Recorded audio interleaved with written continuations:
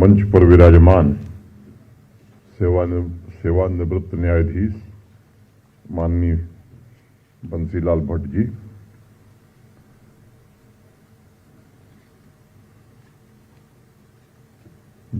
Jammu Kashmir academy of art and culture के सचिव श्री भरत सिंह मनहास जी, शहीद सर्वानंद कौल प्रेमी जी के सुपुत्र श्री राजेंद्र प्रेमी जी, सभागार में उपस्थित ज्येष्ठ एवं श्रेष्ठ जन, देवियों, सज्जनों और मित्रों, भारत के महान कवि, समाज सेवी, संत हृदय, मानवता के प्रकाश पुंज शहीद सर्वानंद कौल प्रेमी जी की पुण्यतिथि पर मैं उन्हें सत सत नमन करता हूं, उन्हें विनम्र श्रद्धांजलि भी अर्पित करता हूं। आज ही के दिन 1 मई 1990 को आतंकवादियों ने सर्वानंद जी एवं उनके सुपुत्र की निर्मम हत्या की थी। मैं उन्हें भी अपनी श्रद्धांजलि देता हूं, उनकी पुण्य स्मृति को प्रणाम करता हूं। मेरे पूर्व के वक्ताओं ने बहुत सारी बातें कही हैं। सर्वानंद जी ने अपना पूरा जीवन समग्र अस्तित्व को समर्पित किया था। अस्तित्व एक है, यह सिर्फ उनकी मान्यता नहीं थी, बल्कि उन्होंने उसी भावना के साथ उसे जिया भी और उसी पूर्णता को जन जन में प्रसारित करने का भी काम किया। अगर जम्मू कश्मीर को लोग धरती का स्वर्ग कहते हैं तो सिर्फ इसलिए नहीं कि यहाँ के पहाड़, यहाँ की नदियां खूबसूरत हैं, बल्कि इसलिए कि यहाँ की वादियों में सर्वानंद जी जैसे संत हृदय ने स्वार्थ समाज सेवा में खुद को समर्पित करने वाले शख्सियतों की ऊर्जा भी शामिल है।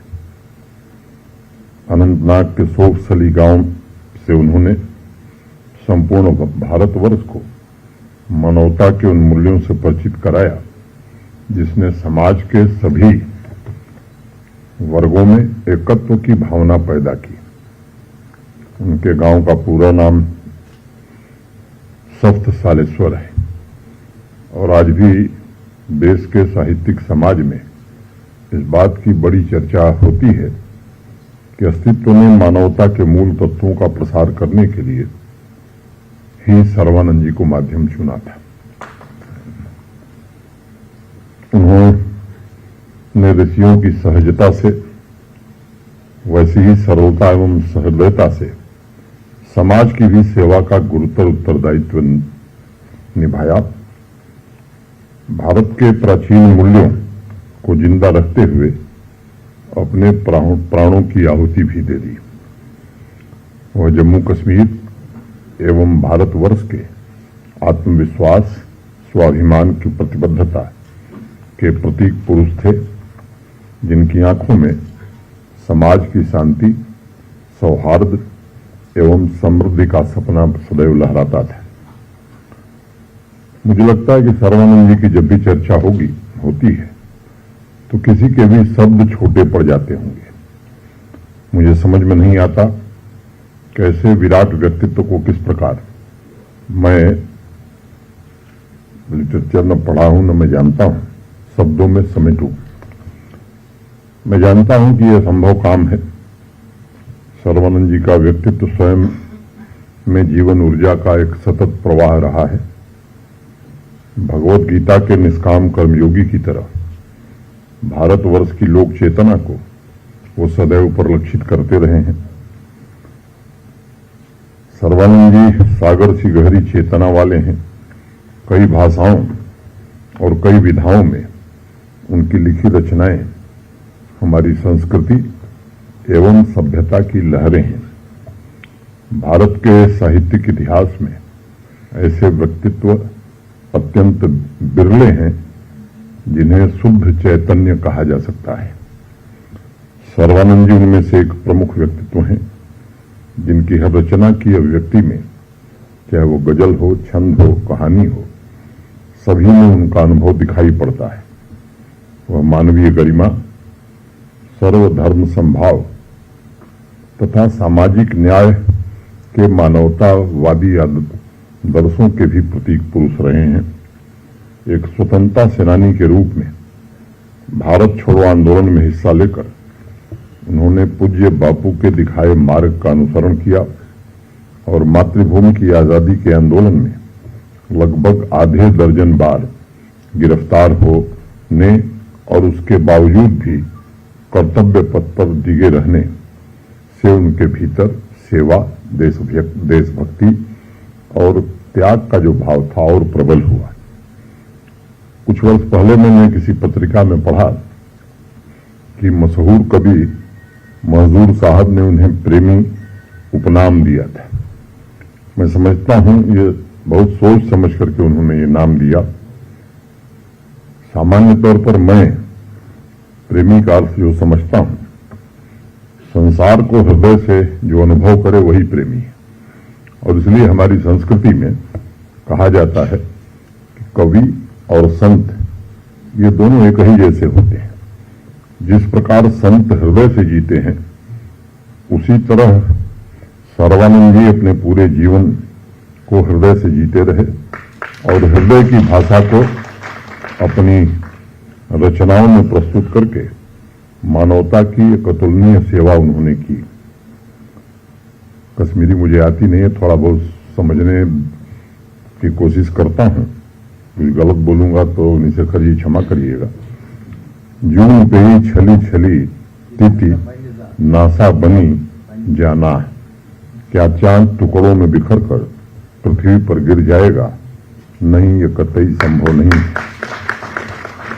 ये जो पंक्ति है, मुझे लगता है ये उनकी दिव्यता का एक छोटा सा उदाहरण मात्र है। उनकी नज्म, उनकी वाक में एक विशेष तरह की संवेदनशीलता, एक खास प्रकार की जीवन तरंगे कोई भी महसूस कर सकता है। और जो भी साधक हैं या साहित्य प्रेमी हैं, वह सर्वानंद जी की रचनाओं को पढ़ते हुए उन तरंगों का स्पर्श जरूर कर सकेंगे। इसलिए मैं मानता हूं कि सर्वानंद जी मात्र कवि नहीं हैं, बल्कि वह हम सभी के लिए दिव्यता का एक माध्यम है, जिनके जरिए महान आदर्शों पर चलने की प्रेरणा कोई भी ले सकता है। समर्पण की, सेवा की भावदशा का प्रत्यक्ष दर्शन भी मुझे लगता है वो किया जा सकता है। लंबे समय से अनेक लोगों ने दंश झेला है। शब्दों में बयां करना जिन्होंने झेला है, वो मैं समझता हूं कि ज्यादा बेहतर तरीके से बयां करते हैं। ये सच है कि आतंकवाद ने जम्मू कश्मीर को जो घाव दिया है, वो जम्मू कश्मीर का घाव नहीं है, वो पूरे हिंदुस्तान का घाव है। जस्टिस भट्ट ने ठीक कहा। मैं नहीं जानता, लेकिन एक कोशिश जरूर हो रही है कि आतंकवाद और उसके पूरे इकोसिस्टम को समाप्त किया जाए। कितनी सफलता मिली है मैं नहीं कह सकता, लेकिन एक बात मैं जरूर कह सकता हूं कि अब शांति खरीदने का इरादा कतई नहीं है, शांति स्थापित करने के इरादे से ही काम हो रहा है। और इसमें जो इकोसिस्टम है, काफी हद तक उसे नस्तनाबूद करने में सफलता मिली है। मैं जानता हूं जड़ें बड़ी गहरी हैं और केवल जो दिखता है वही नहीं है। ऐसे लोग जो पूरे इकोसिस्टम में 70-75 साल से यहां से लेकर दिल्ली तक घुसे हुए हैं, वो सामान्यतया किसी को टिकने नहीं देते हैं, लेकिन परिस्थितियां बदली हैं। जो लोग चीजों को देख रहे हैं, मैं जानता हूं कि उनकी मंशा भी यही है। जम्मू कश्मीर फिर से अपने गौरव को प्राप्त करे, ये केवल जम्मू कश्मीर के लिए आवश्यक नहीं है, ये पूरे देश के लिए आवश्यक है। और वो जो मानसिकता है कि इसके कारण भारत की पहचान है, वो समाप्त होनी चाहिए। मैं समझता हूं ये बहुत खतरनाक है और इस मानसिकता को निश्चित रूप से समाप्त करना ही होगा। तभी मैं मानता हूं कि फिर से जम्मू कश्मीर अपने गौरव को प्राप्त करेगा। कुछ छोटी मोटी श्रद्धांजलि भारत सरकार ने या जम्मू कश्मीर प्रशासन ने अपने हिसाब से करने की कोशिश की है, चाहे वो स्पेशल पोस्टर कवर हो या उनके गांव के विद्यालय का नाम हो। अभी राजेंद्र जी कुछ बातें और बता रहे थे।